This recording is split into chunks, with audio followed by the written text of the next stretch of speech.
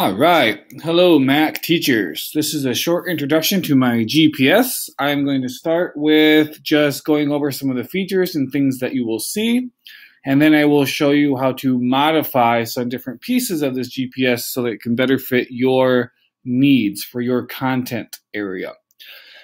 So I want to go ahead and start here in this corner. It says fall semester quarter 2, so you can edit that to say quarter 2, 3, or 4, spring semester, so forth. Space here for the name of your course, and a space here for learning targets that you may have for your standards.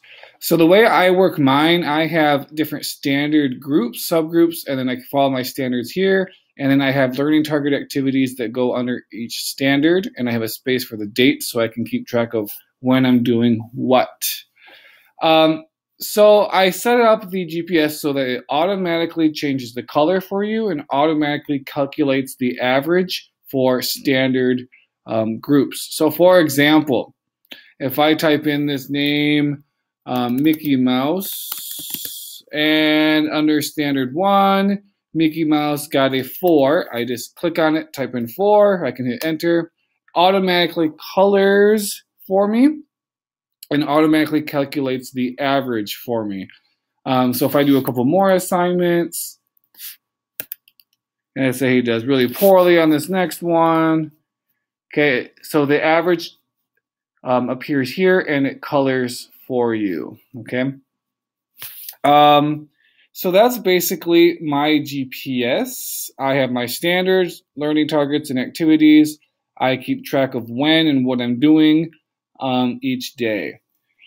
You might not want all of these standard groups, standard subgroups, units, and so forth. You might not want this average. You might want more columns in here for each standard for extra activities and learning targets. So I want to show you some very basic modifications that you can make to your GPS. So let's say I don't want this average column in here. How do I get rid of it? Well, if I click on these two columns, S and T up here, and I highlight them, you can kind of see how I have this blue box all around that one column. I come up here to the very top and I right click and I get this menu of options. And I'm going to go all the way down to where it says delete columns S and T. And let's click on that and see what happens. Boom. So now those two columns are gone and everything else stayed the same. Okay, so I just got rid of that average column. So you can go through, click on them, and delete those if you don't want those average columns. I'm going to undo that so I get that back. Awesome. Now let's say I want some extra columns in here. So maybe under standard 1, I want an extra column. Well, I'm going to come all the way up here at the top and click on that. Again, I'm going to right click. Then I'm going to insert, and I can insert left or right, an entire column under that standard. So I'm going to go insert right. Boom. I now have 5 columns. Now I'm going to have to go through and make sure I merge those. So I'm going to highlight everything I want merged. I click on this where it says merge cells. Click on that. That way I get a wider box here. But then I now have 5 columns instead of 4. Well, now my color scheme is mixed up. So how do I fix the color scheme? Well, I can click on these two here. Okay, actually I'm going to do this for all the way down because I want the color scheme to be the whole column, not just the ones up here. So I'm going to select that entire column all the way down to the end of my sheet.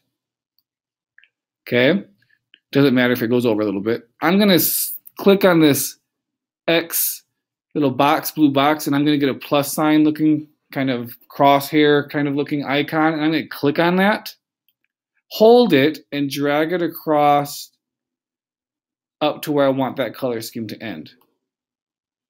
Oops, I went too far. Let's undo that and try it again. Crosshairs, click, hold, dragging it. Oh, it deselected on me. Let's try it again. I'm going to start here, all the way down, selecting the rows that are the columns that I want. Didn't select them all the way. What's it doing? Try it again. All the way down.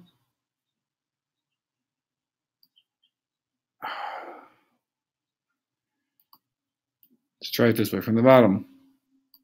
Okay, so I have all those selected.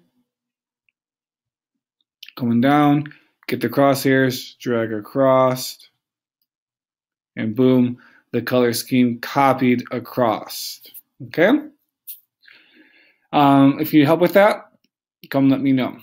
So you can add columns that way underneath your different standards. Okay? Now, if you don't have enough rows for all of your students, I tried to leave enough space in here for quite a few students, but maybe you have more.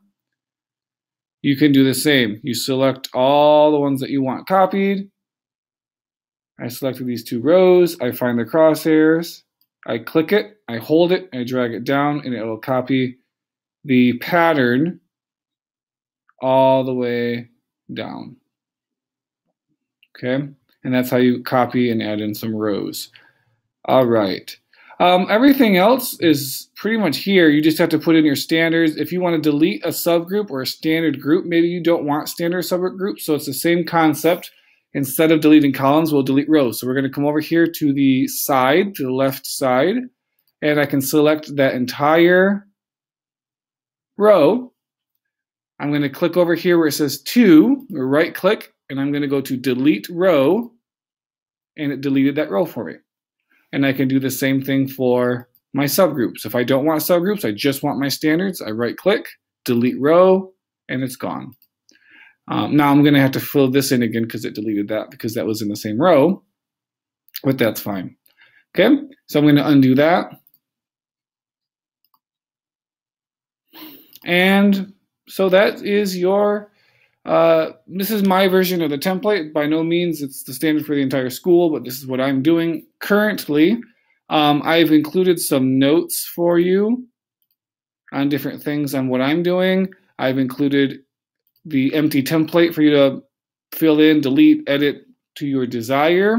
And I also included an example that I'm using for my class with filled in standards, learning targets, and so forth, activities, and so forth. So all that is there for you to use. If you have any questions, feel free to email me or come find me on campus.